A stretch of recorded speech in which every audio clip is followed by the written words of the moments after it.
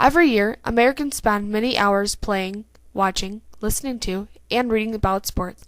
Sports are good for society. It teaches lifelong lessons like how to stay fit and healthy. Playing sports teaches teamwork and leadership skills.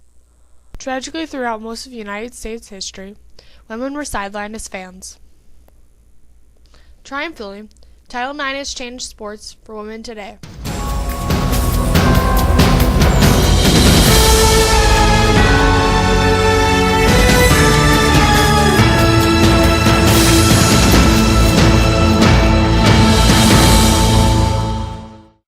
When our country began, sports weren't always as important to society as today.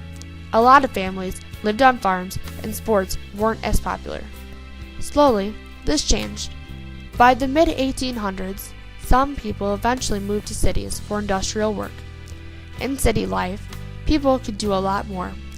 There was much more time in the city to do things such as playing sports. The increased popularity of the newspaper made people more aware and interested in sports. During the 20th century, sports dramatically increased in popularity. People listened to sports on the radio. Eventually, they watched sports on TV. In Janesville, Wisconsin, where I live, the same things happened in the 1900s with organized sports. The local newspaper, the Janesville Gazette, wrote about a baseball game in Janesville between the Clinton Maroons and the Janesville Eagles, played on July 12, 1906. Janesville High School yearbooks show pictures of sports from the early 1900s. Boys' sports included basketball, track, baseball, and football. There is even an essay from the 1906 yearbook by student Floyd Davis on the growing importance of sports in America. In later years, tennis, golf, cross-country, swim, and wrestling were added to Janesville High School sports. Clearly, organized sports had developed in Janesville, Wisconsin, and throughout the United States by the 20th century. Tragically, however, women were left out of the majority of organized sports up to 1972. The freedom to play sports was often denied to females. In fact, many rights and privileges were denied to women. Women weren't accepted in the first good universities, especially law and medical schools. For women to get acceptance letters from colleges, they had to have higher test scores and grades. High schools and colleges did not allow girls to take certain courses like auto mechanics or criminal justice. Employers told women they didn't need big paychecks if they were married. Girls were told they were supposed to be wives, teachers, nurses, and mothers. And of course, women were not supposed to play sports. You couldn't go out in high school to play sports. And if you were interested in sports and you did a lot of sport things and you played with the boys along with the boys in the neighborhood and you were, quotes, they call that tomboy. And now at about age 12 you were supposed to not be a tomboy anymore and you were just supposed to put that interest in sports aside. Well, you could still be a girl, as we all know now, and still have an interest in sports, and still be very good at sports. And society just kind of didn't know that. Boys, on the other hand, were told to take science and math courses, pursue any occupation with more pay, and, above all, play sports. In the 19th century, sports were considered a manly thing. There were few opportunities for women and girls to play sports. Small groups of women played sports like tennis and cycling in New York. Janesville, Wisconsin, have limited local sports for high school girls. The High School Girls Athletic Association only let girls play intramural high school sports. Oh no, it didn't travel. It was only intramural. It was just, you just played with other kids from your high school. Boys played competitively, while girls played intramural. Janesville yearbooks had very few sports pictures of girls. Yearbook pictures were dominated by boys' sports. The only athletic things added in later years for girls were cheerleading, pom-poms, and Valkyries, a synchronized swim club.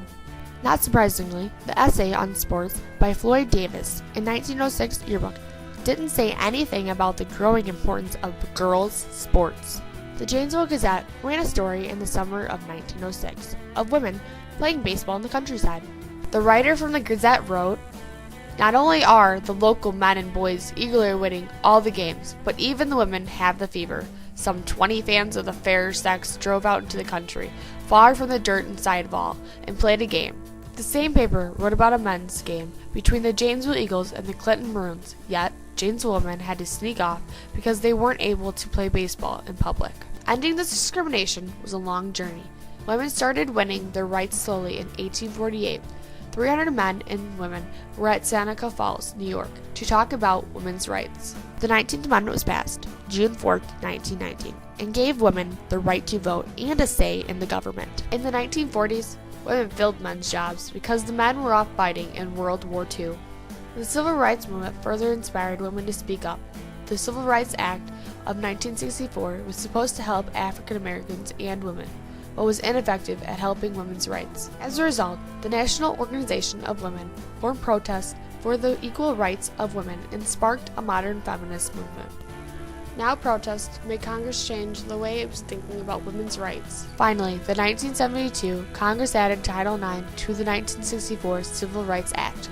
Title IX banned discrimination in education programs and sports activities. Title IX would deny schools federal money if they discriminated against girls in course and sports opportunities. It should be noted that the 20th century women's sports were growing slowly before Title IX. Basketball became popular for women in the early 1900s. By the 1920s, women were able to compete in a few Olympic sports. The All-American Girls Professional Baseball League was started because men were being drafted for World War II. By the 1950s, the most successful sport for women was professional golf. However, when women were involved in sports, they still had to act girly. For instance, in the Girls Professional Baseball League, girls had to wear lipstick and short skirts on the field and were supposed to act at the highest ideal of womanhood. Obviously, women and girls couldn't play freely before Title IX. Women's sports expanded majorly after the passage of Title IX. Title IX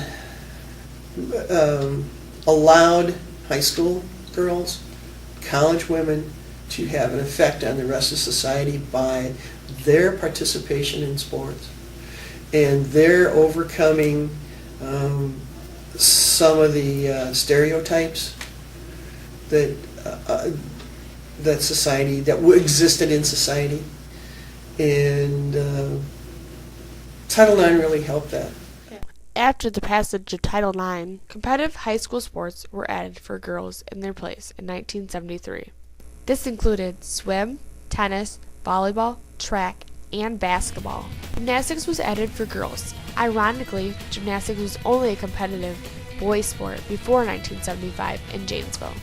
Softball eventually came along in 1978.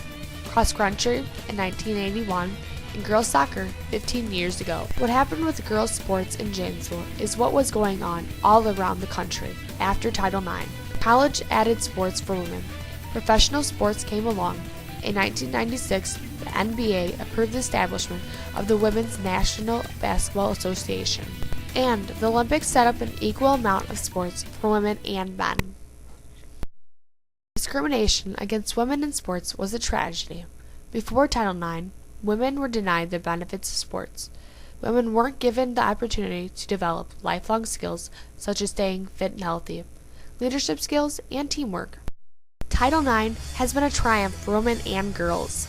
Since Title IX, women are joining more and more competitive sports. I and other girls today can play softball, basketball, hockey, soccer, track, cross-country, and other sports thanks to Title IX. Girls have become more athletic and competitive as a result of Title IX.